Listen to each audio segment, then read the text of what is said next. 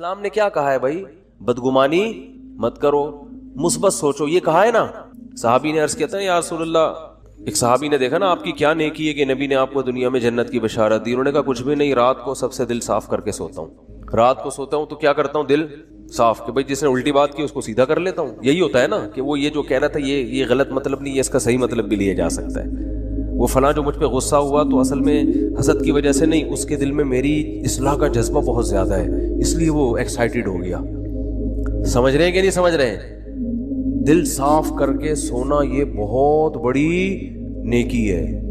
تو وہ کتنا زبردست لفظ تبلیغ والے بولتے ہیں، پازیٹیو کوشش کرتے ہیں نا. آپ سوچو کہ بھائی بڑے کا ادب اس لیے کیا جائے کہ اس کی نیکیاں آپ سے زیادہ ہیں، اس کی زندگی زیادہ ہے تو اس کو زیادہ نیکیوں کا ٹائم ملا ہے، تو غالب یہی ہے کہ نیکیاں اس نے آپ سے زیادہ کی ہوں گی. چھوٹے پہ شفقت یہ سوچ کے کی جائے کہ اس کے گناہ آپ سے کم ہیں.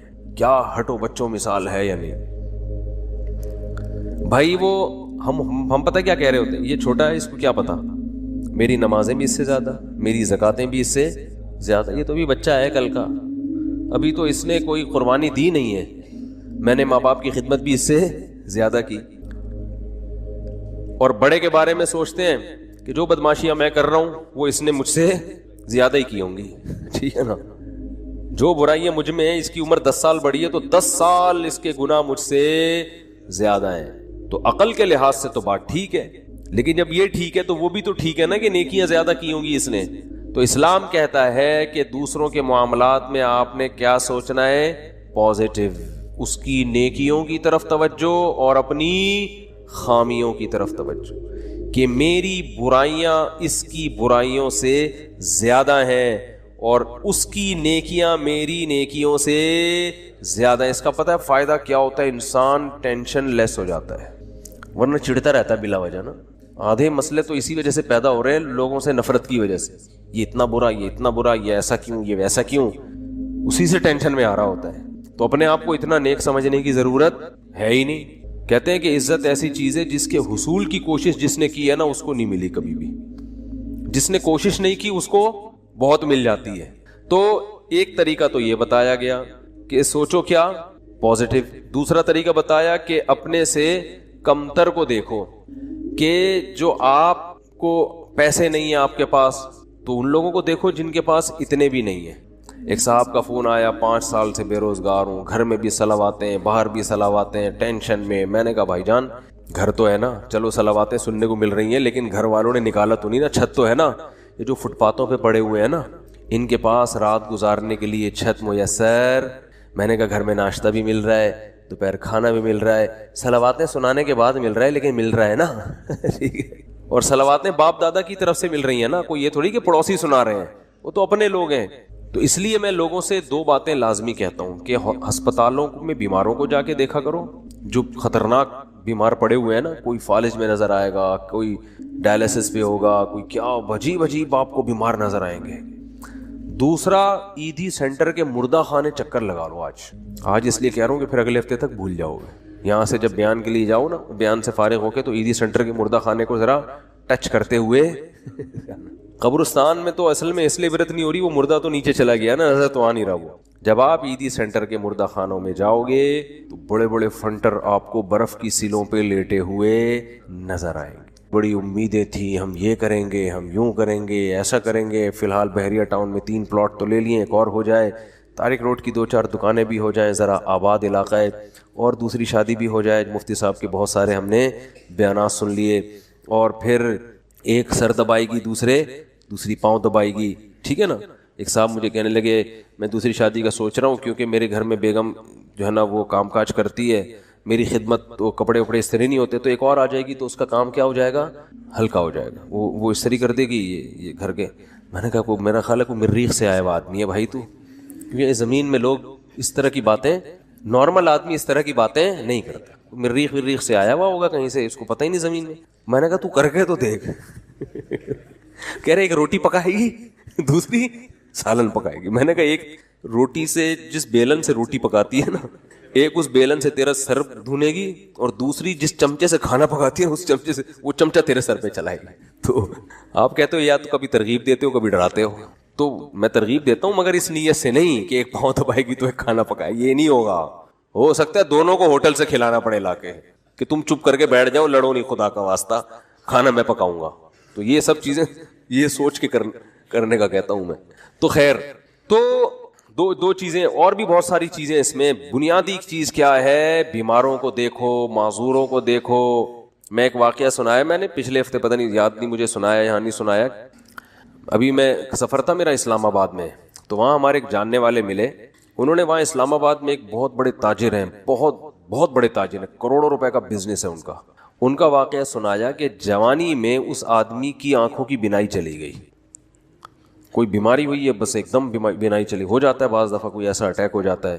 وہ بیچارہ علاج کرا کے تھک گیا، اس کی بینائی واپس نہیں آئی. تو انہوں نے بتایا کہ وہ ایک دن نیچے نا اسلام آباد میں وہ بنگلہ ہے اس کا جہاں وہ رہتا ہے، نیچے ایک شکر کندی بیچنے والے نہیں ہوتے، کندھے پہ رومال ہے، شکر کندی بیچ رہے ہیں، شکر کندی نہیں سوری، یہ جو بھٹا بیچ رہے ہوتے ہیں نا، دانے، مکئی کے دانے بیچ رہا تھا.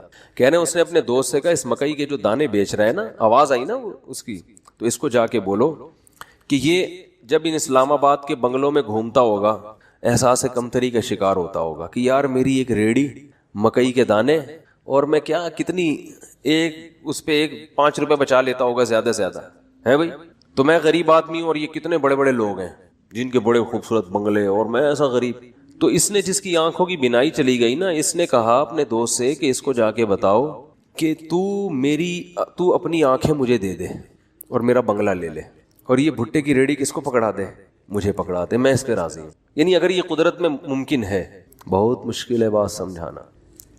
یعنی اس کو بتایا کہ اس کو سبق دلاؤ کہ احساس کمتری کا شکار ہونے کی تجھے ضرورت نہیں ہے. تو مجھ سے زیادہ مالدار ہے، میں اپنی پوری دولت بیچنے کے لیے تیار ہوں اگر مجھے کہیں سے بینائی میری واپس لوٹ آئے. یعنی اگر قدرت مجھے یہ آپشن دے کہ بھائی تو اس مکئی بیچنے والے کی جگہ ریڑھی میں صدائیں لگا رہا ہے دھوتی پہن کے اور پھٹے پرانے کپڑے پہن کے گھوم رہا ہے، ہم تجھے اس کی جگہ لے آتے ہیں لیکن آنکھیں مل جائیں گی، اور اس کو بنگلے میں لا کے بٹھا دیتے ہیں لیکن آنکھیں اس سے چھین لیں گے. تو سیٹھ نے کہا کہ اس کو بولو کہ میں اس پہ راضی ہوں لیکن تو اس پہ راضی نہیں ہوگا، تو اس لیے اللہ نے تجھے مجھ سے زیادہ نعمتیں دی ہیں. تو بھائی شکر کرنا سیکھو اللہ کے بندو. آج ناشکری بہت ہو رہی ہے. ہمارے حضرت مفتی رشید احمد صاحب رحمہ اللہ تعالی، بہت دفعہ یہ واقعہ سنا ہے، بس مختصر بتاؤں گا. 60 سال کی عمر تک انتہائی غربت میں وقت گزارا انہوں نے، انتہائی غربت. اور دارالعلوم کورنگی کے شیخ الحدیث تھے، جو سب سے بڑا عہدہ ہوتا ہے. یہ جو لوگ آج مولویوں کو صبح و شام برا بلا کہتے ہیں نا، ان اکابر نے، ان مولویوں نے اس طرح پیٹ کاٹ کے دین کو بچایا ہے. سمجھ رہے ہو؟ پیٹ کاٹ کے، اتنے بڑے بڑے عہدوں پہ بھی تنخواہیں نہیں ہیں، ایسے پیٹ کاٹ کے دین کو بچایا ہے. تو حضرت فرماتے ہیں کہ ہمارے پاس صبح ناشتے میں انڈا خریدنے کے پیسے نہیں ہوتے، تو روزانہ دال. ایک دن ایک مہمان نے کہا کہ آپ کے جب بھی آؤ دال ہی پکی ہوئی ہوتی ہے. حضرت فرماتے ہیں ہم نے تو کبھی سوچا بھی نہیں تھا روزانہ دال کھاتے ہیں. اس نے کہا کہ روز دال پکی ہوئی ہوتی ہے. تو حضرت نے فرمایا، میں نے کہا حلال اتنا ہی ملتا ہے. حلال کیا ہے؟ اتنا ہی ملتا ہے. تو حضرت فرماتے ہیں اس کے بتانے سے ہمیں خیال آیا کہ واقعی ہم اتنے دنوں سے دال کھا رہے ہیں. آپ کہہ سکتے ہیں وہ غریب گھر میں پیدا ہوئے ہوں گے، ایسا نہیں ہے. ہمارے حضرت انڈیا کا جو پنجاب ہے نا، لدھیانہ، اس کے جو چودھری گھرانہ ہوتا ہے نا، بڑے وڈیرے، ان گھروں میں پیدا ہوئے تھے. والد صاحب ٹھیک ٹھاک مالدار تھے. گاؤں کے جو ہوتے ہیں نا بڑے وڈیرے، مدرسے میں آنے کے بعد کیا ہو گئے؟ کیونکہ مدرسے میں تو کوئی سورس آف انکم ہی نہیں، اتنی چھوٹی چھوٹی تنخواہیں مدرسے. اب تو پھر بھی تھوڑی سی بہتر ہوئی ہے، ورنہ ابھی بھی مدرسے کے ٹیچروں کی تنخواہیں بیچاروں کی ایسے ہی ہوتی. اس لیے مدرسے کے علماء کے ساتھ تعاون کیا کریں. سمجھ رہے ہو کہ نہیں سمجھ رہے؟ لوگ دیکھتے ہیں بعض علماء کو بڑے لینڈ کروزر، یہ وہ، ان کو دیکھ کے لوگوں کو دھوکہ آتا ہے. وہ سمجھتے ہیں سارے ایسے ہی ہوتے ہوں گے. ضرور تھوڑی سارے، وہ تو بیچارے چند کو اللہ مال دے دیتا ہے، بیچارے زیادہ تر تو غریب ہی ہوتے ہیں اور مانگتے نہیں کسی سے. تو یہ عوام کی ذمہ داری ہے کہ وہ ان کے ساتھ تعاون کرے تاکہ وہ دین کے کام دل جمی کے ساتھ کر سکے. لیکن وہ مانگتے نہیں کسی سے. اور جو مانگ رہے ہوتے ہیں وہ صحیح، وہ عالم بھیک مانگ رہے ہوتے ہیں نا لوگوں سے کبھی، اس سے وہ پھر وہ عالم نہیں ہوگا. اس کی تحقیق کرو. تو ہمارے دینی مدارس میں بہت سے علماء ہیں بیچارے دن رات تدریس میں لگے ہوئے ہیں، کبھی کسی کے سامنے اپنی حاجت پیش نہیں کرتے. تو ہمارے حضرت فرماتے ہیں کہ ان حالات میں جب میرے پاس انڈا خریدنے کے پیسے نہیں ہوتے تھے، اور میں سال میں 1 مرتبہ اپنے شیخ کی زیارت کے لیے لاہور جایا کرتا تھا. تو وہ جو سال میں 1 مرتبہ ان کی خدمت میں جاتے تھے تو ہر مہینے تنخواہ سے تھوڑے تھوڑے پیسے بچا کے سال میں 1 مرتبہ اس قابل ہوتے تھے کہ بس یا ٹرین کا کرایہ جمع ہو جاتا تھا. لیکن آپ دیکھو اہل اللہ کی صحبت کی اہمیت کتنی تھی, کیونکہ اگر یہ صحبت نہ ملتی نا تو پھر غربت میں یہ توکل نہیں ہوتا. تو اپنے شیخ سے ملنے کے لیے جایا کرتے. ہمارے ہاں بزرگ ہوتے ہیں اس لیے ہم بزرگوں کی زیارت کے بھی قائل ہیں. بعض لوگوں کے ہاں بزرگ کا سیٹ اپ ہی نہیں ہے, بزرگی کا سسٹم ہی ختم ہو گیا ان کے ہاں. تو جن کے ہاں ہوتا ہے ان کے ہاں یہ سارے سیٹ اپ ہوتے ہیں, ٹھیک ہے نا, کہ وہ اپنے بزرگوں کی زیارت بھی کرتے ہیں. بعض لوگوں نے ہر بزرگ میں اتنے کیڑے نکال لیے کہ معاشرے سے بزرگوں کو ہی کیا کر دیا ہے, بزرگی معاشرے سے شارٹ ہو گئے ہیں. ایسا نہیں ہوتا, ہر دور میں بزرگ ہول سیل کے حساب سے رہیں گے. تو خیر, تو حضرت فرمایا کرتے تھے اس کنڈیشن میں اپنے آپ کو دنیا کا سب سے بڑا سیٹ سمجھتا تھا. فرماتے ہیں کہ میں یہ حالات بیان کرتے ہوئے بھی ڈر لگ رہا ہے کہ ناشکری نہ ہو جائے. پھر اللہ نے 60 سال کی عمر کے بعد حضرت کو بہت پیسہ دیا, پھر اسٹائل ہی چینج ہو گیا تھا حضرت کا. بھائی جب اللہ نے غریب رکھا ہے تو غریبوں کی طرح, جب پیسہ آیا تو پھر وہ حدیث ان اللہ یحب ان یرا اثر نعمتہ علی عبدہ, اللہ چاہتے ہیں کہ جب اللہ نے کسی کو نعمت دی ہو. صحیح بخاری کی حدیث ہے کہ ایک صحابی کو دیکھا پراگندہ حال, پوچھا کیا تمہارے پاس پیسہ نہیں ہے؟ فرمایا ہاں. تو فرمایا کہ نظر کیوں نہیں آ رہا؟ تو امیر آدمی کی سواری, امیر آدمی کا گھر, امیر آدمی کا لباس اور امیر آدمی کی خوراک, ان 4 چیزوں سے پیسہ جھلکنا چاہیے. سمجھتے ہو کہ نہیں سمجھتے؟ اگر آپ کو اللہ نے خوب پیسہ دیا ہے اور ہونڈا 50 رکھی ہوئی ہے آپ نے اور اس پہ گیس لگوائی ہوئی ہے تو یہ نعمت کی ناقدری ہے, یہ سادگی نہیں ہے. اگر آپ کو پاس ٹھیک ٹھاک پیسہ ہے اور آپ لنڈے کی پینٹیں پہن کے گھوم رہے ہو تو یہ نعمت کی ناشکری. کھانے کے لیے آپ کے پاس ٹھیک ٹھاک پیسہ ہے اور آپ انڈے والا برگر تلاش کرتے ہو, یا تو پسند ہی انڈے والا ہو تو ایک الگ بات ہے, پیسہ ہو پھر بھی انڈے والا برگر کھا رہے ہو تو یہ قناعت نہیں ہے, یہ سادگی نہیں ہے, یہ کنجوسی ہے, کنجوسی. It is called کنجوسی. اگر آپ کے پاس پیسہ ہے اور آپ بیگم کو بھی ہر وقت کیلکولیشن کر کے نا اس کو حساب لیتے رہتے ہو کہ کتنے انڈے کھائے آج تم نے. بعض لوگ ایسے بھی ہیں کمبخت, بالکل ہی پاگلوں کی طرح زندگی ایک عذاب بن ڈالا ہوا ہے بچوں کو اپنے. ایک خاتون نے بتایا کہ میری ساس نگرانی کر رہی ہے, 2 روٹی کے بعد تیسری کا حساب ہوتا ہے, 2 کے بعد تیسری پکنا کیا ہے؟ منع ہے. اگر غربت ہے تو بھائی پھر تو اللہ کا بس یہی پھر نعمت ہے اللہ کی, یہ شکر کرو مل تو رہا ہے. لیکن پیسہ دیا ہے تو حدیث میں آتا ہے اللہ یہ چاہتے ہیں کہ وہ نعمت کے اثرات بولو بھائی نظر آئیں. ہاں فخر نہ ہو, غریبوں کو نیچا دکھانے کے لیے نہیں کہ وہاں جا کے کالر اونچر کر کے دکھا رہا ہے میری گھڑی دیکھو, میری بھی گھڑی ہے, ٹھیک ہے نا, میرا لباس اور میرے پیسے, یہ نیچ دکھانے کے لیے تو یہ تو حرام ہو جائے گا, فخر کے لیے حرام ہے. اور اس سے اترائے نہیں آدمی, یہ سمجھے اللہ کی طرف سے بھیک ملی ہوئی ہے, اچھے کپڑے پہن لیے, بھائی اللہ نے دیا نا. کسی کو بھیکاری کو آپ 3 پیس سوٹ ٹائی پہنا دیں اور اچھا انڈے والے سے ہٹا کے زنگر برگر کھلا دیں, اس کو پیزا کھلا دیں تو وہ کھائے گا شکر کر کے, تواضع پیدا ہوگی, فخر نہیں کرے گا. تو یہ اللہ نے بھیک میں دیا ہوا ہے ہمیں. کسی کو لینڈ کروزر دے دی تو وہ فخر نہ کرے, بولے بھائی اللہ نے مجھے دی ہے, میری اپنی تھوڑی ہے, اس کو رکشا دے دیا, مجھے کیا دے دی؟ لینڈ کروزر دے دی, تو نہ یہ میری ہے نہ یہ اس کا ہے, تو فخر کس بات کا؟ تو بس نعمت کو انجوائے تو کرو, غریبوں کو کمتر نہ سمجھے.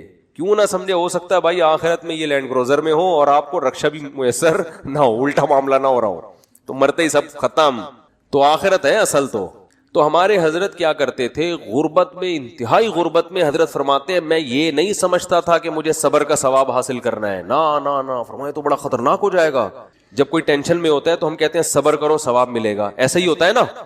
تو حضرت فرماتے ہیں اس غربت میں یہ نہیں سوچتا تھا کہ میں صبر کروں گا تو ثواب ملے گا. فرمایا نہ, مجھے تو لگتا تھا اگر میں نے یہ سوچا کہ میں صبر کروں گا تو یہ تو گناہ ملے گا, کیونکہ صبر تو مصیبتوں پر ہوتا ہے, تو اللہ نے مجھے مصیبت میں رکھا بھی نہیں تو صبر کس بات کا. تو فرماتے تھے میں یہ سوچتا تھا کہ میرے اللہ کا اتنا فضل, وہ میرا 2 وقت روٹی مجھے دے دیتا ہے, 2 وقت کی روٹی مجھے بولو بھائی مل جاتی. فرماتے ہیں میرا گھر بھی ذرا غریب علاقے میں تھا, دور تھوڑا لوگوں سے, تو فرماتے ہیں میں سوچتا تھا بادشاہ ہمیشہ پبلک سے ذرا ہٹ کے رہتے ہیں, اسٹائل ہے ہمارا, پبلک میں نہیں رہیں گے, تھوڑا سا ہٹ کے, مزاج شاہانہ ہے نا. لیکن اس حالت میں بھی ایسا شاہانہ مزاج، ایسے رہتے تھے، لوگ آ کے قرضہ مانگا کرتے تھے حضرت سے، وہ سمجھتے تھے بہت بڑا سیٹ ہے کوئی. اور حضرت کو گرینری کا شوق تھا، پودے لگانے کا شوق تھا. تو پودے لگانے کے بعد نا پانی دینے کے لیے وہ نہیں، خریدنے کے پیسے نہیں تھے، وہ نہیں پودوں کو پانی دیتے، وہ کیا ہوتا ہے، فوارہ ہوتا ہے نا. کہتے ہیں ہم نے پھر جگاڑ کر کے کیلیں ٹھوک ٹھوک کے ایک اپنا گھر میں فوارہ بنایا ہوا تھا. ٹھیک ہے نا.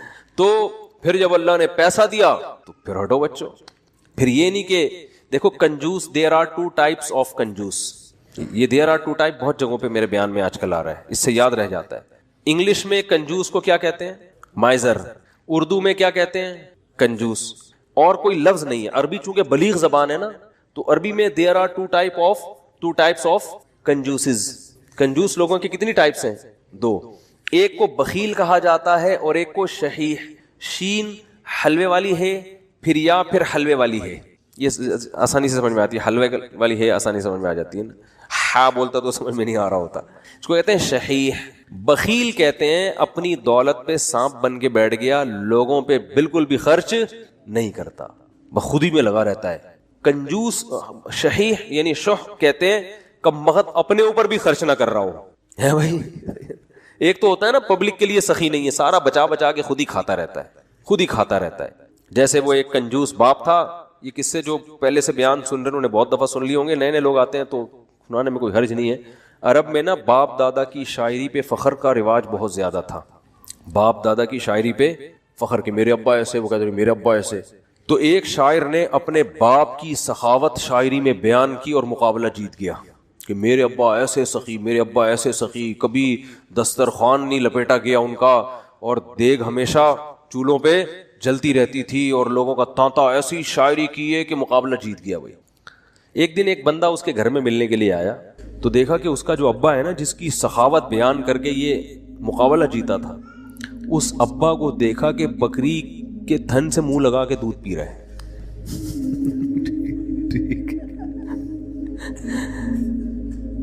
اس نے بولا یار یہ آپ کے ابا کیا کر رہے ہیں؟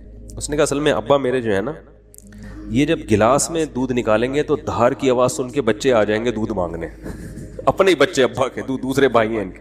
تو میرے ابا کو یہ پسند نہیں ہے کہ یہ دودھ بچے پیئیں، اس لیے بچوں کو آواز نہ جائے تو ڈائریکٹ تھنوں سے دودھ لگا کے پیئیں. کہہ رہے یہ وہ ابا ہیں جن کی سخاوت بیان کر کے میں نے مقابلہ جیتا ہے. لیکن یہ ابا بخیل تھا، شحیح نہیں تھا. اپنے اوپر تو خرچ کر رہا ہے نا کہ چلو بچوں پہ نہیں کھلا رہا، کم بخت خود ہی پی رہا ہے سارا دودھ. وہ دیسی گھی والا بھی سنانا پڑے گا یار، کیا کرے یار. وہ ایک کنجوس ہاتھ جلدی جلدی سناؤں گا جو کئی دفعہ لوگوں نے سنا وہ پھر بور ہو جاتے ہیں. ایک کنجوس دیسی گھی لے کر آیا، ڈبہ لے کر آیا تو بچوں سے کہا کہ اس کو کھولنا نہیں ہے، ڈبے سے لگا لگا کے کھاؤ نا، کیونکہ باہر بھی چکنائی ہوتی ہے نا. جب یہ ڈبہ بالکل چکنائی ختم ہو جائے گی نا، پھر ڈبہ کھلے گا اندر سے. اسی دوران اس کا سفر ہوا تو اس نے اس خطرے سے کہ ڈبہ بچے کھول نہ لیں، الماری میں لاکر میں ڈبہ بند کر کے چلا گیا. ایک مہینے بعد آیا، بچوں سے پوچھا دیسی گھی تو نہیں، ڈبہ تو نہیں کھولا؟ نہیں ابا. پھر کیا کرتے تھے؟ ابو الماری سے روٹی لگا لگا کے کھاتے تھے. ایک تھپڑ مارا ان کو، کہہ رہے کم بخت کچھ دن گھی کے بغیر صبر نہیں کر سکتے. اٹ از کالڈ کنجوس. یہ شحیح نہیں ہے، کیونکہ خود تو استعمال کرے گا نا، چپ چپ کے کھائے گا. تو وہ بھی جو بکری کے تھنوں سے منہ لگا کے دودھ پی رہا ہے، کم از کم خود تو پی رہا ہے نا. اور کنجوس کی جو سپرلیٹو ڈگری ہے وہ یہ ہے کہ خود بھی نہ پیے کہ دودھ کم نہ ہو جائے. تھنوں میں دودھ جمع ہوتے وہ نے دے رہا ہے یار کہیں کم نہ ہو جائے، پھر دو قطرے نکالے کہیں سوکھ نہ جائے، بس اتنا. تو یہ آج معاشرے میں، پہلے تو ہم ان چیزوں کو لطیفہ اور مذاق سمجھتے تھے، لیکن جب آدمی چلتا پھرتا ہے نا، دیکھو ہم نے تو 8-10 سال علماء کے ساتھ گزارے، پبلک سے ہمارا ریلیشن ہی ختم ہو گیا تھا. جب مدرسوں میں گئے نا تو وہ سارے دوستیاں یاریاں چھوڑ گئی. بالکل ایک علماء صلحاء کے ساتھ بیٹھنا، ان کی سخاوتیں ہم نے اتنی دیکھی ہم حیران ہوتے تھے. جب پبلک میں دوبارہ جانا ہوا نا تو پھر ایک عجیب ماحول نظر آیا کہ یار یہ کیا ہو رہا ہے. تو ہم نے ایسے لوگ بھی دیکھے دوسروں پہ خرچ نہیں کرتے، اور ایسے بھی دیکھے جو اپنی جان پہ بھی خرچ کرنے کے لیے تیار نہیں ہے. بچاؤ بچاؤ بچاؤ بچاؤ. بھائی تو خرید لے گاڑی یار، کیا جا رہا ہے، اچھی گاڑی میں گھوم لے بھائی. تو اچھے لوگ بھی ملتے ہیں. ایک صاحب کا وزن ذرا زیادہ تھا، وہ گاڑی میں 2 سیٹیں بک کراتے تھے جب بھی بس میں جانا ہوتا نا. تو مجھے کہنے لگے یار میں تھوڑا سا بھاری ہوں تو مجھے چپک کے بیٹھنا پڑتا ہے، تو پچھلی آدھی سیٹ میں لے لیتا ہوں. ڈرائیور سے بولتا ہوں اس پہ 2-3 بندوں سے زیادہ نہیں بیٹھیں گے, میں ڈبل ٹکٹ دیا ہے. مجھے اچھا لگا, انہوں نے کہا یار سہولت کے لیے انسان پیسے کماتا ہے تو سفر تو تمیز سے گزر جائے نا, تو پیسے خرچ کرنا سیکھو اللہ کے بندو. جو کام پیسوں سے ہو سکتا ہے وہ خود نہیں کرو, ٹھیک ہے نا. جو اللہ نے اگر دیا ہے پیسہ, خود کچھ اور کر لو, پھر ٹائم بچاؤ اپنا. تو میری عادت پتہ ہے کیا ہے, میرے پاس اگر پیسے ہوتے ہیں تو میں اپنا ٹائم کو بچانے کی بڑی فکر کرتا ہوں. ابھی گاڑی پنچر تھی, پنچر بھی نہیں ہوا کم تھی, تو میں نے کسی سے کہا یار تو ڈلوا کے لے آ. میرے دل میں سوچا اس کو زیادہ پیسے دے دوں گا میں, جتنا ان کے بنتے ہیں تھوڑے سے کیا ہو جائیں گے, کہ یہ کام بھی انہیں سے لے لو یار, اپنا ٹائم میں کسی اور چیز میں لگا لو, ٹھیک ہے نا. اگر ہیں اللہ نے دی ہیں, بعض دفعہ ہوتے ہیں بعض دفعہ نہیں بھی ہوتے ہیں, آدمی خود ہی دھکا لگا کے بائک کو گھسیٹ کے لے جا رہا ہوتا ہے تو وہ بھی ٹھیک ہے. تو جب ہوں تو الگ حکم ہے, جس دن جیب میں نہیں ہے تو پھر الگ حکم ہے. تو کیا بات چل رہی تھی, ہاں تو ہمارے حضرت کے پاس جب پیسہ آیا تو پھر حضرت شو روم میں گئے, فرمایا گاڑی چاہیے. انہوں نے کہا کون سی گاڑی ہے, فرمایا گاڑی دکھاؤ, گاڑی جس کو کیا کہہ سکتے ہو, لوگ بولیں کہ یہ کیا ہے, لوگوں میں فخر کے لیے نہیں, اپنے سکون کے لیے. تو پھر حضرت نے کویت کے شہزادے سے گاڑی خریدی تھی معذرت کے ساتھ. کس سے گاڑی خریدی؟ اپنا گھر نہیں بنایا, اس لیے کہ فرمایا کہ میری عمر اب 65 سال ہو گئی, اپنا ذاتی گھر کا کیا کرنا ہے میں نے. بچے اسٹیبل ہیں, ان کو لیے بھی کوئی پراپرٹی بنانے کی ضرورت نہیں, سب اچھا ان کی جاب بھی ہو گئی تھی بچوں کی, مدینہ یونیورسٹی چلے گئے تھے, تو ضرورت ہی نہیں ہے. انہوں نے کہا کوئی ضرورت ہی نہیں ہے گھر ور بنانے کی, تو گاڑی خریدو اچھی, گاڑی کی استعمال میں آ رہی ہے. لیکن ہمارے یہاں 65 سال میں پیسہ آئے تو سب سے پہلے ٹینشن کیا ہوگی, یار آج تک ذاتی گھر نصیب نہیں ہوا, کیا ہونا چاہیے اب. ابے اب تو پیسہ آیا, 10-15 سال رہ گئے, کھا لو یار بیٹھ کے, اچھا کھا لو. ساری ٹینشن لے کے بحریہ ٹاؤن میں مکان کی فکر میں لگا دے گا وہ. یعنی پیسہ آنے کے بعد ٹینشن ختم ہونے کے بجائے بڑھ جاتی ہے ٹینشن. تو پھر آخر میں جب بہت اللہ نے پیسہ دے دیا تو پھر حضرت نے اپنی اہلیہ کے لیے ایک فلیٹ خرید لیا تھا کہ میرے انتقال کے بعد ان کے لیے پاس کوئی کیا ہو ٹھکانہ. خود نہیں شفٹ ہوئے اس میں کہ میں جب انتقال ہو جائے گا تو یہ یہاں رہ لیں گی. وہ اللہ نے اتنا دے دیا, انہوں نے کہا چلو ایک فلیٹ ان کے لیے لے لیتے ہیں, دنیا سے جانے کے بعد ان کے پاس کیا ہوگا, ایک ٹھکانہ ہو جائے گا. تو آسان زندگیاں ان لوگوں نے گزاری. تبھی جب بھی ان کے پاس جاؤ, جب غربت میں تو بھی خوش, پیسہ آیا تو بھی خوش, ایک جگہ بہت پیسہ ڈوب گیا تو کاروبار میں لگایا تو بھی خوش.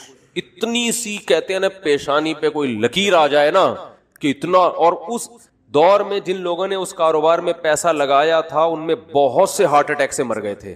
ضیاء الحق کے دور میں الائنس کا ایک بزنس آیا تھا, کمپنی تھی, جو بڑے بوڑھے لوگ ہیں ان سے پوچھیں آپ, اسلامی مزاربت کے نام سے شروع کیا انہوں نے, اور لوگوں کے لاکھوں کروڑوں روپے ڈوب گئے تھے, بہت سے لوگ ہارٹ اٹیک سے مر گئے. حضرت نے ان کا نام شہدائے الائنس رکھ دیا.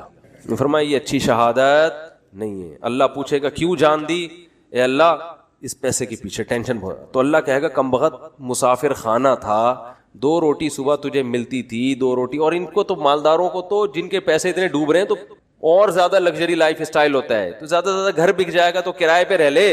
اڑے W11 میں سیٹ نہ ملے تو لٹک کے سفر کر لو یار, کیا جا رہا ہے, سفر ہی ہے نا, آگے اسٹیشن پہ آگے اڈے پہ اتر جانا ہے. اب آپ کو چونکہ سیٹ نہیں ملی, اب آپ گئے ڈرائیور کے پاس, بولے ابے مجھے بس کے نیچے دے کے مار دے یا گولی سے ماروں گا. مسافر خانہ ہے میرے بھائی, بیٹھنے کی جگہ مل جائے بہت اچھا, نہیں تو لٹک کے. دیکھو سفر سمجھتے ہیں نا, تو انگوٹھا ٹکانے کی جگہ مل جائے نا اس پہ بھی لوگ سفر کر لیتے ہیں. کنڈکٹر سے بول لیتے ہیں تو بس ہٹ جا تھوڑا سا, اتنا سا پاؤں ٹکانے کی جگہ مل جائے بھائی, اگلے اڈے پہ اترنا ہے. ہمارے ساتھ تو ایسا, ہم تو جب آج کل تو میں تھوڑا مشہور ہو گیا ہوں تو کہیں جا نہیں سکتا ایسے, ورنہ W11 کا جو مزہ ہے وہ اب اللہ جنت میں لے جائے تو W11 میں سفر ضرور کریں گے وہاں پہ. اب تھوڑا مشہور ہو گئے تو وہ سب پہچان جاتے ہیں, پھر ایک بڑا مسئلہ ہو جاتا ہے. تو ورنہ ہم نے تو بہت دفعہ ایسے سفر کیا ہے, جا رہے ہیں تو چلو جی سیٹ پہ جگہ مل گئی ٹھیک ہے, نہیں تو پائیدان پہ لٹک کے, نہیں تو پیچھے کھڑے ہو جاؤ, بس چھت پہ بیٹھ جاؤ, انجوائے کرو. کیسا مزہ آ رہا تھا, چھت پہ بیٹھے ہوئے جا رہے ہیں. تو کہاں سے کہاں بات چلی گئی. تو جو میں یہ پورا واقعہ اس پہ سنا رہا تھا, ہمارے حضرت کیوں اپنے آپ کو اتنا مالدار سمجھتے تھے, کیوں سمجھتے تھے, اس لیے کہ حضرت فرماتے تھے جو بیسک بنیادی ضرورتیں اللہ نے پوری کر دی, اور بہت سو کے پاس تو یہ بھی نہیں ہے. گھر تو ہے نا سر چھپانے کو, چاہے کرائے پر ہو, ہے تو نا, بہت سے تو روڈ پہ سو رہے ہیں. کیا حالات ہیں لوگوں کے گھروں میں, جا کے دیکھو پتہ چلتا ہے کیسی خطرناک بیماریاں لگی ہوئی ہیں. تو اسلام نے ہمیں, جو میں آیت پڑھ رہا تھا اس میں یہ بتایا کہ تم اس خوش فہمی میں مت رہو کہ جس حالت میں آج ہو ہمیشہ اسی حالت میں رہو گے. اللہ نے تم سے ایسا کوئی ایگریمنٹ نہیں کیا ہے.